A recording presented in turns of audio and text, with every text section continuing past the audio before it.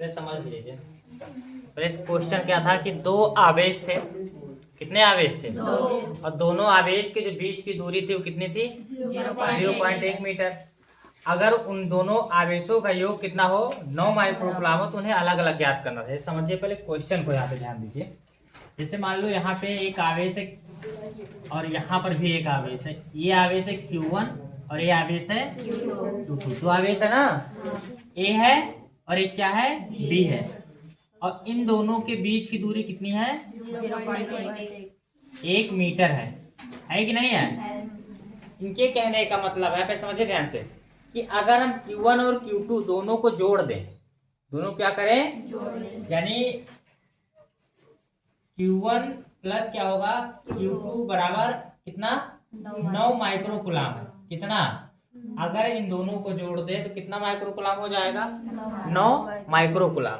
ये समीकरण क्या बन जाएगा, एक। अब ये कह रहे हैं कि इन दोनों का अलग अलग कितना होगा। जिसे कहने का मतलब यह है कि अगर इन्हें जोड़ा गया तो 9 माइक्रोकूलम है, ये आ सकता है। लेकिन अगर इन्हें अलग अलग रखा जाए तो कितना कितना कूलम होगा? अब 4.5 तो होगा नहीं, क्योंकि इनके बीच की दूरी कितनी है, 0 पॉइंट। और इन दोनों के जो बीच का बल है, जो प्रतिकर्षण बल है यानी F1, और जो F2 का बल है यानी कुल बल जो F है वो कितना है, 18 न्यूटन। यानी जो इसमें बल लग रहा है, जो फोर्स है इसका कितना है, 18 न्यूटन का है। तो हमें क्या करना है, इन दोनों को अलग अलग ज्ञात करना है। समझ में आया? इन दोनों को क्या करना है, अलग अलग हमें ज्ञात करना है। अब देखिए करना क्या है कि Q1 और यहाँ क्या हमारा Q2 है, दोनों को जोड़ के कितना माइक्रोकूलम है, 9। जो बल है वो कितने हैं, 18 न्यूटन का। तो हम पढ़े हैं कि दो आवेश जब होते हैं तो कूलम का नियम होगा। कौन सा नियम? तो हम लिखेंगे कूलम के नियम से। किसके नियम से? कूलम के नियम से। यहाँ लिखेंगे F बराबर 1/4πε0 इंटू Q1 Q2 अपॉन क्या हो जाएगा, R स्क्वायर। यही तो होगा। Q1 Q2 अपॉन क्या हो जाएगा, R स्क्वायर। मान तो हमें पता है नहीं, ये पता है नहीं पता है Q1 Q2 का। इन्हें हमें क्या है, लेकिन योग पता है। तो समीकरण एक बना ले। अब इसमें दो समीकरण बनना चाहिए, बनना चाहिए नहीं बनना चाहिए? क्योंकि आपको पता है, हाई स्कूल से पढ़ते आए हैं कि अगर हमें कहीं एक्स वाई का मान ज्ञात करना होता था तो समीकरण एक और समीकरण दो बनाते थे। एक्स का मान समीकरण दो में जोड़ते घटाते थे, तो वैसे भी लगेगा। तो एफ का मान रखेंगे कितना, 18 बराबर यहाँ हो जाएगा 1/4 का मान कितना होगा, 9 गुण 10 घाते 9। समझ में आ रहा ना? फिर यहाँ इंटू Q1 Q2 का मान तो पता नहीं है, अपॉन में जो R स्क्वायर है कितना हो जाएगा, 0.1 गुणे 0.12 होगा। होगा कि नहीं होगा? अब यहाँ क्या हो जाएगा, 9 दूनी कट गया ना। अब 2 बराबर कितना हो जाएगा, 10 की पावर 9 इंटू Q1 Q2, और फिर इंटू देखिए दशमलव हटाएंगे ऊपर कैसे बढ़ जाएंगे, 2। तो 9 और 2 यहाँ कितने हो जाएंगे, टोटल 11। तो यहाँ हो जाए, ऐसा इसको लिख सकते हैं Q1 Q2 बराबर Q1 Q2 गुणे 9 की 10 की पावर कितना, 11 बराबर 2। ये गुणा में इधर क्या हो जाएगा, तो यहाँ क्या लिखेंगे, Q1 Q2 बराबर 2/10 की घाते कितना, 11। और जब यही ऊपर जाएगा तो क्या हो जाएगा, तो Q1 Q2 बराबर लिख सकते हैं 2 गुणे 10 घाते -11। अब इसका एक काम हम और कर सकते हैं, माइक्रोकूलम, क्योंकि आवेश हमें किस में दिया था, माइक्रोकूलम में। तो इसे हम माइक्रोकूलम में चेंज करेंगे, नहीं तो नहीं लगेगा। तो आपको पता है, हम जानते हैं, चूंकि हमको पता है कि 1 माइक्रोकूलम में होता है 10 की पावर -6 कूलम। 1 माइक्रोकूलम में कितना आवेश होता है, 10 की पावर माइनस, यहाँ 11 है तो हमें 6 दूनी कितना होता है, 12 होता है। तो हमको बनाना पड़ेगा ना। तो यहाँ लिखते हैं Q1 Q2 बराबर, देखो इसको लिख सकते हैं 20 गुणे 10 की पावर माइनस कितना, 12 लिख सकते हैं। मतलब 11 ही लिखा है, 20 में से एक घटाएंगे तो 11 ही तो रहेगा। नहीं समझिए, अभी 11 था, हमने इसको 20 कर दिया तो इसको 12 कर दिया। अब ये बन जाएगा Q1 Q2 बराबर 20 माइक्रोकूलम का स्क्वायर बनेगा। नहीं समझे? ये जो क्योंकि 12 है और 6 होता है तो 6 6 इसलिए क्या करते हैं इसमें माइक्रो। अब ये एक समीकरण ये भी बन गया क्या 2। अब हमको Q1 प्लस Q2 तो पता है, लेकिन हमें क्या नहीं पता है Q1 माइनस Q2। तो इसमें क्या लिखेंगे, हम जानते हैं कि चूंकि Q1 माइनस Q2 का होल स्क्वायर आपको पता है ना क्या होता है a square plus b square minus 2ab। तो यहाँ लिख सकते हैं Q1 प्लस Q2 का whole square minus 4Q1 Q2 लिख सकते हैं कि नहीं।